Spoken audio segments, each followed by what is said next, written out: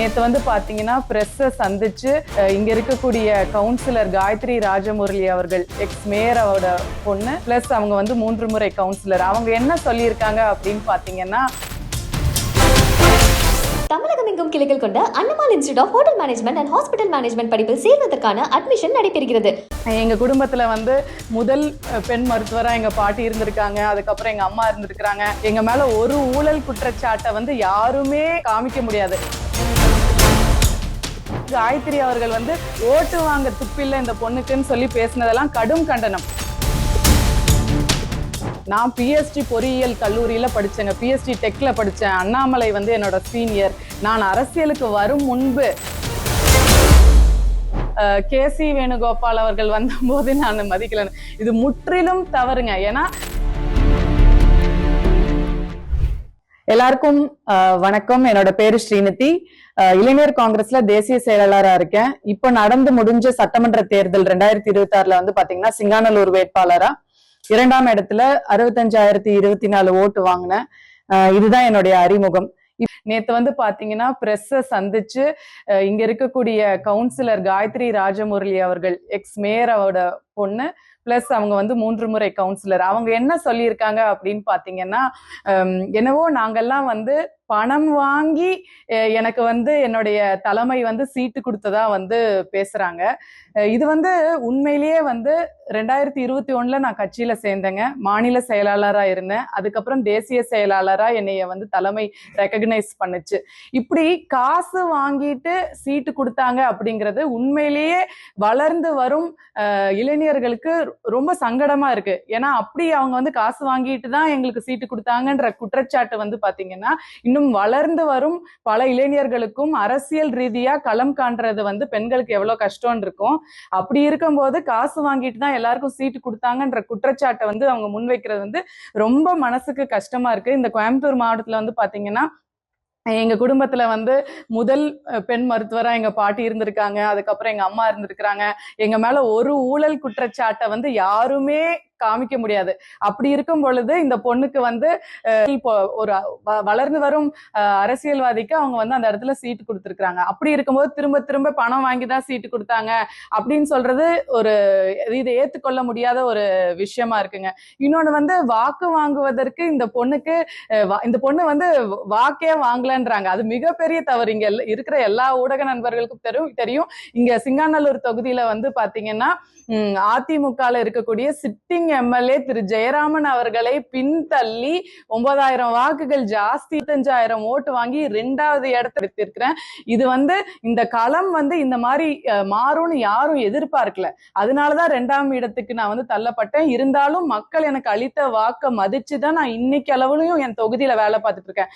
அப்படி இருக்கும்போது காயத்ரி அவர்கள் வந்து ஓட்டு வாங்க துப்பில்லை இந்த பொண்ணுக்குன்னு சொல்லி பேசினதெல்லாம் கடும் கண்டனம். இன்னொரு விஷயம் பேசணும்னு நினைக்கிறேங்க. திரும்ப திரும்ப அண்ணாமலை அவர்களிடம் சீட்டு கேட்டார், அண்ணாமலை அவர்களுடன் புகைப்படம். இதுல ஒண்ணு சொல்லணுங்க. நான் பிஎஸ்டி பொறியியல் கல்லூரியில படிச்சேங்க, பிஎஸ்டி டெக்ல படிச்சேன். அண்ணாமலை வந்து என்னோட சீனியர். நான் அரசியலுக்கு வரும் முன்பு, அவர் மாநில தலைவர் ஆகும் முன்பு, நான் எந்த கட்சியிலும் ஈடுபடாத போது ஒரு பொது வெளியில ஒரு சோசியல் ஈவெண்ட்ல நடந்த புகைப்படத்தை வச்சுக்கிட்டு இந்த அம்மா வந்து இவங்க அண்ணாமலைட்ட போய் சீட்டு கேட்கறாங்கன்றது தவறுங்க. நான் அந்த அக்காவுக்கு என்ன கேட்கிறேன்னா, 3 முறை கவுன்சிலரா இருந்திருக்கீங்க, உங்க அப்பா எக்ஸ் மேயரா இருந்திருக்கிறீங்க. அப்படி இருக்கும்போது என் வீட்டுல யாருமே அரசியல் இல்ல, நான் ஒரு முதல் தலைமுறை அரசியல்வாதி. நான் இப்படி வளர்ந்து வரும்போது கட்சியை அங்கீகரிச்சு சீட்டு கொடுத்து நான் இன்னைக்கு 2வது இடத்துக்கு வந்திருக்கேன். திரும்ப திரும்ப காசு வாங்கிதான் நான் சீட்டு வாங்குறேங்கிற பொய் குற்றச்சாட்டை வைக்கிறீங்க. எங்களுக்கு சீட்டு அறிவிச்ச உடனேயும் நீங்க வந்து கட்சி ஆபீஸ்க்கு முன்னாடி இருக்கக்கூடியவர்கள் போர்க்கொடி எல்லாரையும் நான் சொல்லலைங்க. உண்மை கட்சிக்காரர்கள் என் பக்கம் தான் நின்னாங்க. சிலர் என்னன்னா முன்னாடி வந்து நின்னு போர்க்கொடி தூக்குறீங்க. அது நம்ம கட்சியை அசிங்கப்படுத்துற மாதிரி இல்லைங்களா? கட்சி வந்து இளைஞர்களுக்கு சீட்டு கொடுக்கும் போது நீங்க முன்னாடி வந்து இவங்களுக்கு ஒர்க் பண்ணக்கூடாதுன்னு சொல்றது அதுவும் தவறுங்க. அதே மாதிரி அப்புறம் இன்னொன்னு சொல்லியிருக்காங்க, ஏதோ கேசி வேணுகோபால் அவர்கள் வந்த போது நான் மதிக்கல. இது முற்றிலும் தவறுங்க. ஏன்னா காங்கிரஸ் கட்சியில வந்து அப்படி ஒரு தனி நபரெல்லாம் சீட்டு கொடுக்க முடியாதுங்க. திரு செல்வ பெருந்தகை முடிவு செய்தோ அப்படியெல்லாம் நடக்காதுங்க.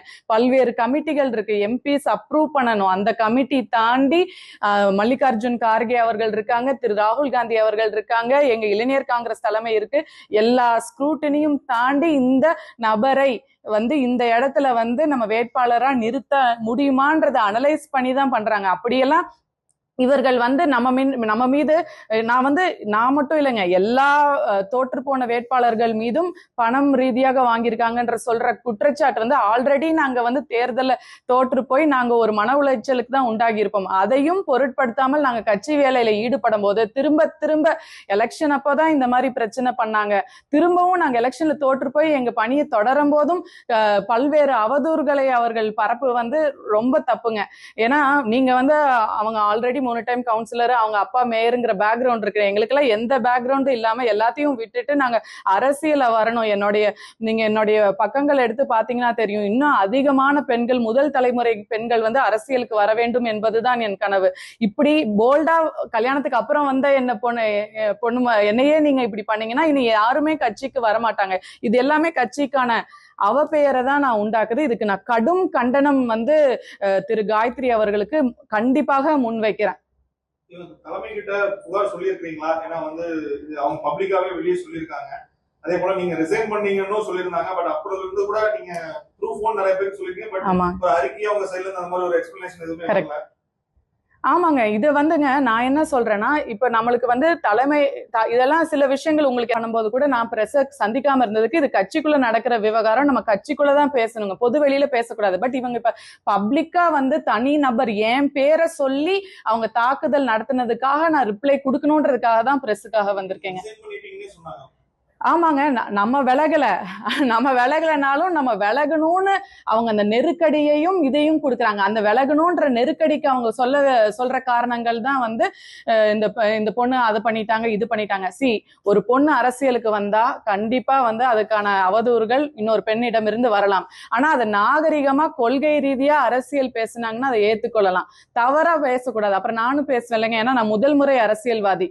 நீங்க பல விஷயங்களை இந்த கட்சியில அனுபவிச்சிருக்கீங்க. நீங்க ஒரு சராசரி தொண்டன்ட்ட போய் கேட்டு பாருங்க என்னைய பத்தி. அவங்க உழைப்பை நிராகரிக்கிற மாதிரி தானே இவங்க பேசுற வார்த்தைகள் இருக்கு. ஏன் அந்த அக்கா கிட்ட நான் என்ன கேட்கிறேன், நீங்க எல்லாத்தையும் அனுபவிச்சிருக்கீங்க, உங்களை தவிர வேற எந்த பொண்ணும் இந்த கட்சியில வளரக்கூடாதா? ஏன் விலகணுங்கிற நெருக்கடி நீங்க ஏன் எனக்கு கொடுக்குறீங்கன்றத நான் கேட்டுக்கிறேன்.